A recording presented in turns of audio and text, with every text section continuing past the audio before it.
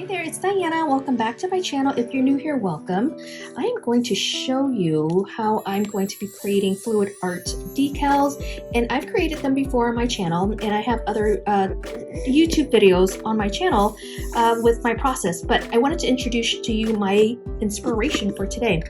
This is called the Color Cube Volume 2, and it's by 𝓬𝓲𝓵𝓶𝓲𝓷𝓾. Now these are kind of color palette cards, if you will, and when I'm stuck on a color palette or I kind of need inspo on what to do next, I kind of pull this out. So this box has a ton of inspiration. So just to kind of give you some ideas here, if you flip the card, it'll give you the different variations of that shade that you can use as well. But look how beautiful this is. It's just really, really pretty, and I was stuck. Admittedly, I was stuck today. So I just kind of pulled this box out, and I pulled out a card, which I'll show you now. So this is the color story I landed on. The theme is a marble pastel, and I was using my neon pastels, and everything just kind of started getting really murky because I think I used way too many colors. So the key with fluid art polishes or marble decals, when you're creating it, the less colors you have, the better, but minimum of 3 colors, but no more than 4, and layering is key. So I'm going to show you how I created my decals I'm going to create right now with this color story. I just thought it was just like so it says ghost white, but to me it looked kind of like powdery blue. So I'm using blue, pink, and this one is kind of like an orangey color, so I'm using kind of like a peachy coral. And let me show you now. So for the base for my fluid art, I'm going to be using white lace, which is just a plain white by 𝓵𝓶. All of my fluid art polishes are generally from 𝓵𝓶. I've made the DIY in the past, and I'll make it again, and I'll record a tutorial. But in essence, if you YouTube it, you're going to see a ton of people have already created it. The rest of my polishes, I'm going to be using colors from Color Club. This one is called Flamingo Feather. This color is that light blue, and it is called Get Lost. This one is that peachy color I was telling you about, and this one is called Hot Paints. Then I always add a little bit of pizzazz to my fluid art, whether it's a flaky polish or something with a shimmer, and I just thought this blue one is going to add really, really pretty accent to it. This one is called Pure. My favorite way of creating the decals is on this cellophane bag. You'll see this a lot in a bunch of my videos. So starting off with my fluid polish, I just kind of create a little swipe, like a little circle, if you will. Okay, I'm going to just move my decal right up here so the glare will be a little less. And now I'm going to go in with this peachy color here. I'm just going to start dropping it. And what I do is I drop it in, I don't know, 4, 5, 6 circles, depends on how big this decal is.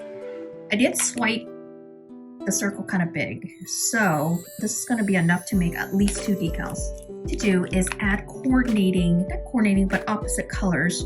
So I added a pink, now I'm going to go in with a blue.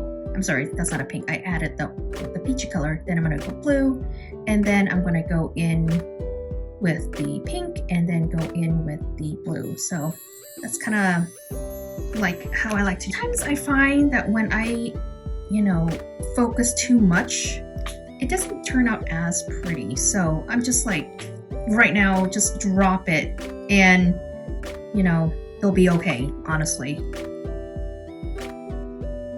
I've done this enough times where if I plan it out too much, it doesn't turn out. And then my little pizzazz, I like to just kind of like drop it at the top in like little swirls. Doesn't have to be perfect, but this is gonna, that color is gonna kind of be throughout the process here. So I'm gonna pick it up, and then now I'm just kind of, see how beautiful that is already? I'm just kind of moving it around, and this is the part where you don't want to play with it too much, because if you do, the colors starts combining and it starts getting muddled. So that's why I like to use colors that are kind of opposite of one another, because look how beautiful it turned out, and it's like the colors are separated. That's what I want. I don't want it muddled. And what I'm doing here is I'm folding the paper just so that the polish will run a little bit more and create more of that marbly effect, and it thins out the decal as well. Just kind of fold it and let the polish kind of take its course. All right, so I am going to stop right there. Oopsie. I'm going to show you. That's what I have so far. Last color there, that blue with the shimmer, it just kind of adds that little pizzazz to it. You see that? It is just simply stunning, and I just really love the color palette on this. So I'm gonna let this dry overnight for 12 to 24 hours. Then I'm gonna come back and I'll show you how to apply it. My decals have dried for many days. Actually, I think it's been sitting here for at least 3 to 4 days. I created this video, and then the next day I just got super busy, and then the next day I got super busy, so I wasn't able to apply it right away. But let me show you how to peel it. So some polishes, it just kind of peels right off of this paper, but some of them, it just really depends. It kind of like sticks to it a little bit. So I take my my blunt tweezers here. These are kind of blunt here. And then starting from the edge that I know I'm not going to use because it is going to wrinkle a bit, I kind of like use my tweezers to lift the polish from a corner, and then I just kind of take it right off. So here's what we have. Now the pieces I know I'm not going to want, I'm just going to go ahead and trim it right off. Don't worry, this is an unnecessary step, if you will. I just kind of do it because I want to. Now I'm going to pay attention to the parts that I do want to keep. So I like the part where there's more of this purplish chromy color. So I'm going to most likely use that piece. Now just take in the tip, and you can do this on your natural nail as well. And before I apply any polish or sticky base, I'm just kind of sizing it to see how it's going to actually look on my nail. So look, it's going to look like that. So I really like that. And you can do two things. Is you can put this on a stamper, which I'm not going to do today, or you can just apply it on top of your nail, and then use a sponger, a little makeup sponge to kind of sponge it down, which I'll show you in just a second. Now, this is the makeup sponge I'm referring to. So after I'm going to apply a base coat, put the decal on, and then I'm going to take my sponge, and I'm just going to kind of like use it to press down my decal on my nail here. And then what that kind of does is it helps, one, reduce the wrinkles, and two, it helps kind of fill the decal in like the little crevices area. Now you can use any kind of base coat that you want, but I'm using the one from 𝓲𝓵𝓵. It's called I'll Stick With You, and it's a sticky base coat. This one has a medium dry time, so the dry time will be a little longer, I would say, than the Maniology one. But because my decal is kind of old, it's like 4 or 5 days now probably, I'm using one that is drying a little longer so that it sticks. So this gives more of a sticking power, if you will. So I'm going to give that about 10 seconds, and I'm going to come back and check up on it. About 10 seconds. So again, I want the pieces with the more of the purpley chromy shimmer on it. So I'm just going to lay it. I feel like when I do this, I have more control of where I lay it. If I have it on a stamper, sometimes I miss, sometimes I don't. So then I'm going to take my makeup sponge and kind of press it down.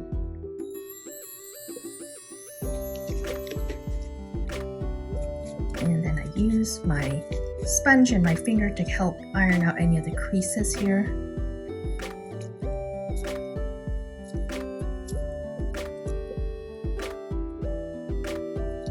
I'm kind of raising it up. You're not supposed to, but be very careful if you do. I'm kind of raising it up to kind of release some of the wrinkles. All right, so that's what we have so far.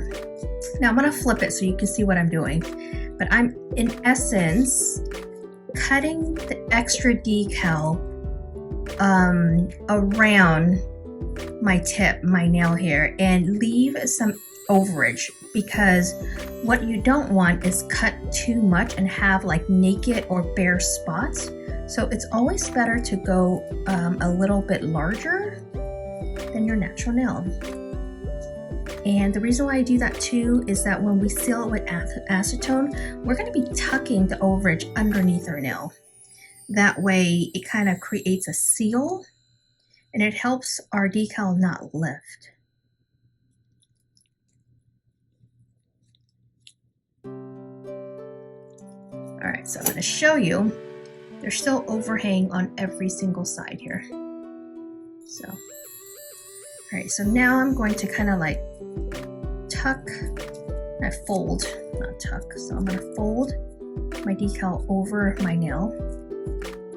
And if I was doing this on my natural nails, it'd be the exact same process, for the exception of the cuticle area, which I will tuck in with a blunt cuticle tool, and then I'm going to cut the rest of it out. So that's what we're going to do here. Then you can kind of like do this to kind of help it get your cuticle area too. All right, so that's what we have sewn acetone, and I have this in a pumper bottle here. So if I just kind of dispense the liquid top here, I can kind of use it as my cleanup instead of a dapping dish. I'm gonna dunk my brush here into the alcohol and the acetone, I should say, and I'm just kind of like dabbing the acetone around the free edges and the cuticle area so that it kind of melts and folds under and seals it in all at the same time.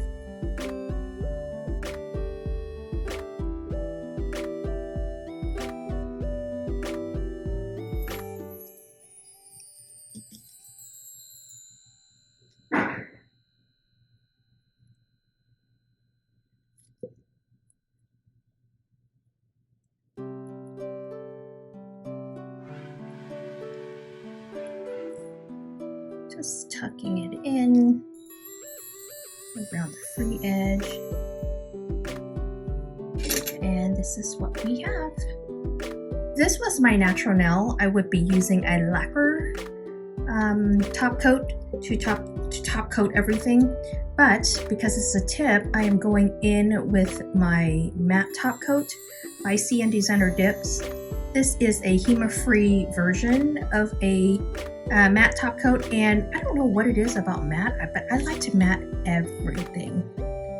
So I like the look of matte on pretty much any kind of nail colors. So I'm going to go ahead and seal in the edges while I'm at it, and then I'm going to cure it and come back. The nail all top coated with a matte top coat, and here are the rest of the nails that I created for the set.